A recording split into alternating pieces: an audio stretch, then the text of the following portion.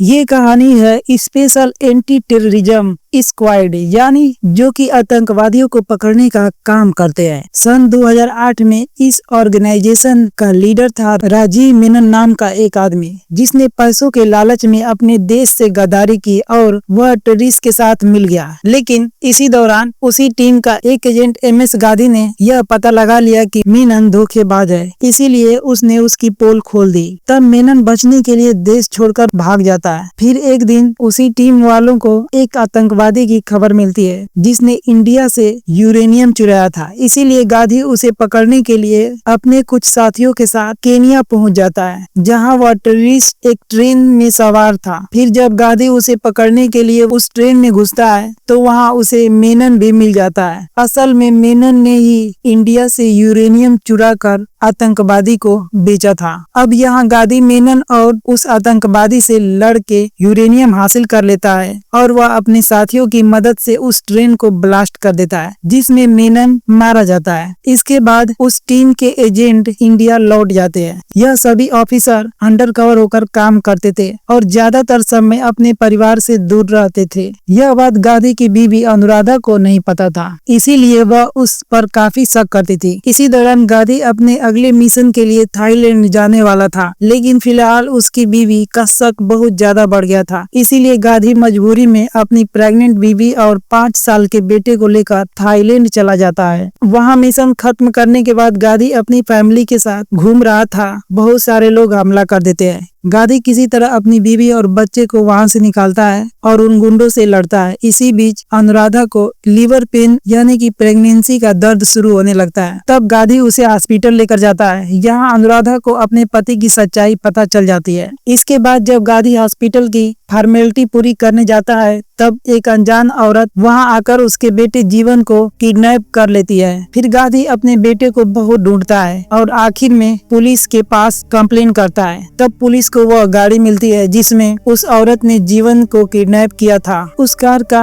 Accident हो गया था और वो बुरी तरह से जल चुकी थी और उस गाड़ी के साथ वो औरत और जीवन भी जल कर मर गया था। दूसरी तरफ अनुराधा हॉस्पिटल में एक बच्ची को जन्म देती है। गांधी वहाँ जाता है और वह अपनी बीवी को उस हादसे के बारे में बताता है, तो अनुराधा उस पर बहुत गुस्सा होती है, क्योंकि वह सब कुछ जानकर भी इतने खतरनाक मिशन पर अपने परिवार को साथ लाया था। थाईलैंड से वापस लौटकर गांधी अपनी टीम से रिजाइन कर देता है और वह एक पासपोर्ट ऑफिसर बन जाता है और अब अनुराधा उसे छोड़कर अपनी बेटी के साथ अलग रहने लग जाती है। इसी तरह से 16 साल बीत जाते हैं और उसकी बेटी जीविता अब बड़ी हो चुकी है। फिर एक दिन गांधी अपने पुराने साथियों से मिलता है, जो उसे कहते हैं कि रसिया में इंडिया की एम्बेसी ओपन होने वाली है, पर मॉस्को का एक गैंग उसके खिलाफ है। वो लोग वहाँ पर काफी दंगा कर रहे हैं, इसीलिए इमिग्रेशन ऑफिसर को ट्रेनिंग देने की जरूरत है। और क्योंकि गांधी अब इस काम में एक्सपर्ट बन गया था, इसीलिए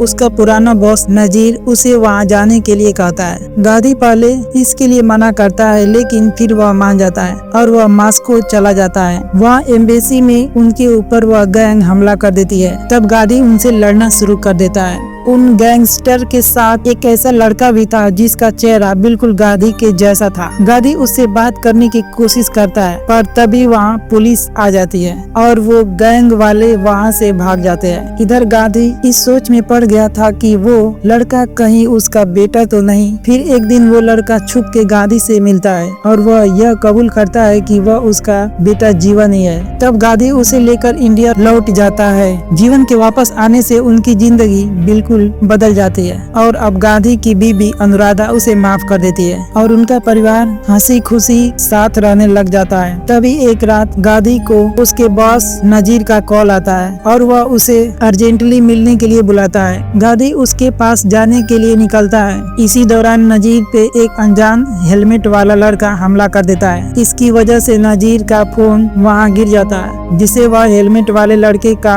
साथी लेकर भाग जाता है। फिर वह अनजान लड़का नजीर को फॉलो करके एक मेट्रो ट्रेन में घुस जाता है। तभी वहाँ गांधी भी आ जाता है और वह नजीर के साथ मिलकर उस लड़के से लड़ाई करता है, लेकिन वह अकेला ही इन दोनों पर भारी पड़ता है। फिर वो लड़का नजीर को मार के वहाँ से भाग जाता है और तब हमें पता चलता है कि वो हेलमेट पहना हुआ लड़का असल में गांधी का बेटा जीवन ही है। उधर गांधी अपनी हार बर्दाश्त नहीं कर पाता और वो दोबारा अपनी टीम को ज्वाइन कर लेता है ताकि वह उस कातिल को पकड़ सके। दूसरी तरफ जीवन अपने साथी शाह से मिलता है जिसके पास नजीर का फोन था, लेकिन वहां उसे पता चलता है कि उस रात शाह के पास से किसी ने वह फोन चुरा लिया है। तभी जीवन को उसके पापा का कॉल आता है, लेकिन यह पापा गांधी नहीं था बल्कि वह राजीव मेनन था। असल में मेनन उस दिन ट्रेन ब्लास्ट में मरा नहीं था, उसकी पूरी फैमिली खत्म हो गई थी, लेकिन वह किसी तरह जिंदा बच गया था और तब उसने गांधी से बदला लेने की कसम खाई।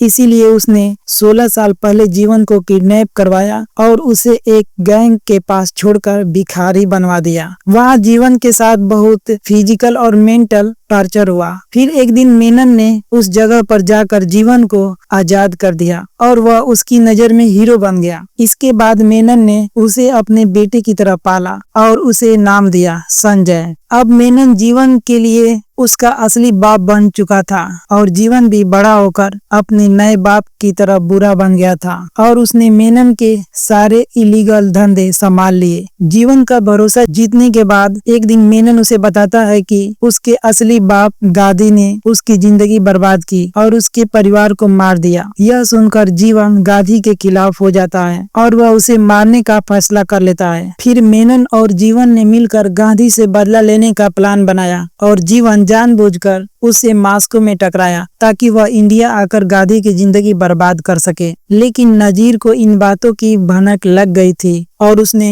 कुछ सबूत अपने फोन में जमा कर लिए थे, इसी वजह से जीवन ने उसे मार दिया। दूसरी तरफ डायमंड बाबू नाम का एक मोबाइल चोर जिसने शाह के पास से नजीर का फोन चुराया था, वह उस फोन को बेचने के लिए ऑन करता है, लेकिन फोन के ऑन होते ही पुलिस उसे ट्रैक कर लेती है और वह गांधी को कॉल करके इस बारे में बता देती है, पर जीवन भी यह बात सुन लेता है। फिर गांधी अपने कुछ साथियों के साथ डायमंड बाबू को ढूंढते हुए एक होटल में आता है और जीवन भी उस फोन के लिए वहां पहुंच जाता है। तब टीम का ऑफिसर अजय वहां पर आता है और डायमंड बाबू से वह फोन ले लेता है, लेकिन जीवन अजय को मारकर उससे वह फोन छीन लेता है। दूसरी तरफ मास्को गैंग के लोग जो कि जीवन के साथी थे, वो हार्बर यानी समुंदर के रास्ते इंडिया आते हैं, तो वहाँ पुलिस उन्हें पकड़ लेती है। तब गांधी उन लोगों से पूछताछ करने के लिए वहाँ जाने लगता है। उस गैंग के साथ मेनन भी था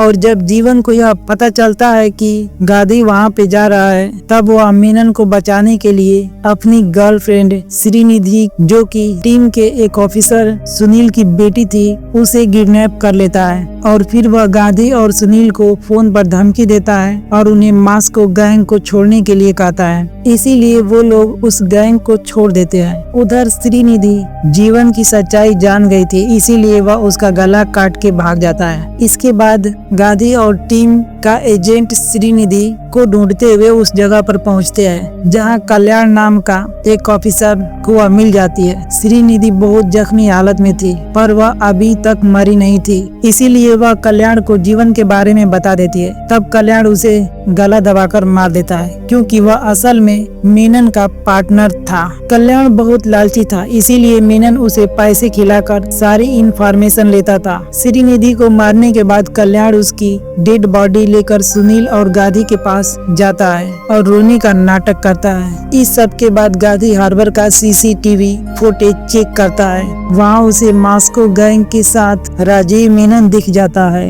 इससे गांधी समझ जाता है कि यह पूरा खेल मेनन का है जो कि बदला लेने के लिए वापस आया है और वह कुछ बड़ा कांड करने वाला है। इधर डायमंड बाबू को एक रेस्टोरेंट में जीवन का साथी शाह दिख जाता है, इसीलिए वह टीम को उसकी खबर दे देता है। तब गांधी और उसके साथी शाह को ट्रैक करने लगते हैं और फिर एक दिन वह लोग उसे जीवन के साथ देख लेते हैं जहां गांधी उसे पकड़ लेता है और फिर टीम वाले उससे पूछताछ करते हैं, लेकिन जीवन उन्हें कुछ नहीं बताता। उल्टा वह गांधी पर झूठे इल्जाम लगाने लगता है और वह सुनील को गांधी के खिलाफ भड़काने की कोशिश करता है। सुनील उसकी चाल समझ जाता है और वह गन लेकर उसे धमकाने लगता है। तब जीवन सुनील की गन से उसे ही मार देता है। फिर गांधी उससे वह गन छीनकर उसे बहुत पीटता होता है, लेकिन तभी उसे मीनन का कॉल आता है जिसने अनुराधा को पकड़ लिया था और वह बदले में जीवन को छोड़ने के लिए कहता है। इसीलिए गांधी जीवन को लेकर मेनन के पास जाता है, जहां वह गांधी को बांध देता है और फिर मेनन गांधी को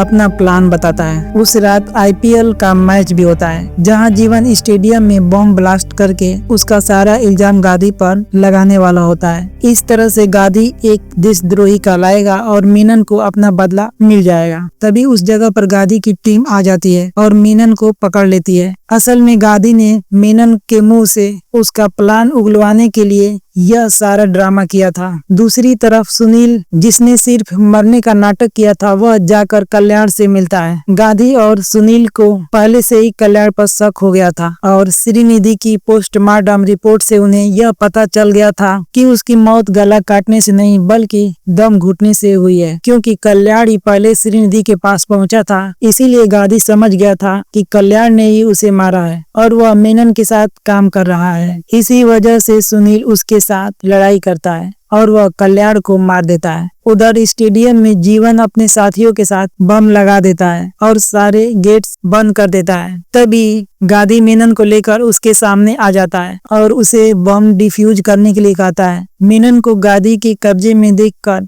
जीवन बहुत गुस्सा होता है और वह उसे आजाद करने के लिए कहता है, लेकिन मेनन अपनी फिक्र छोड़ के उसे बम ब्लास्ट करने के लिए कहता है, क्योंकि वह सालों से इस पल का इंतजार कर रहा था, जिसके लिए जीवन तैयार हो जाता है। पर इसी बीच उसका मामा, जो कि वहीं काम करता था, वह बम का रिमोट लेकर भाग जाता है और वह उस रिमोट को गांधी की बेटी जीविता को दे देता है, जो वहाँ मैच देखने आई थी। तब जीवन जाग के अपनी बहन को पकड़ता है और उसे रिमोट छीनने की कोशिश करता है, लेकिन फिर गांधी वहाँ आ जाता है और उन दोनों की बहुत देर तक लड़ाई होती है। पर आखिर में गांधी उस रिमोट को ले लेता है और वह जीवन के सर पर गोली मार के उसे खत्म कर देता है, क्योंकि वह समझ गया था कि उसका बेटा बहुत बुरा बन चुका है और मौत ही उसका इलाज है। फिल्म के मिड क्रेडिट सीन में हमें पता चलता है कि जिस जीवन को हमने मूवी में देखा था वह नकली था, यानी कि एक क्लोन था। असली जीवन अब तक जिंदा है, जो कि एक साइंटिस्ट बन चुका है और वह क्लोन बनाने में एक्सपर्ट हो चुका है। यह जीवन गांधी से बदला लेने के लिए अपना बहुत सारी कॉपी बनाकर उन्हें ट्रेन कर रहा था और फाइनली ये मूवी यहीं पे समाप्त होती है। तो आप सभी को ये वीडियो कैसी लगी? अच्छी लगी हो तो लाइक कीजिएगा और चैनल पे नए हो तो सब्सक्राइब कीजिएगा।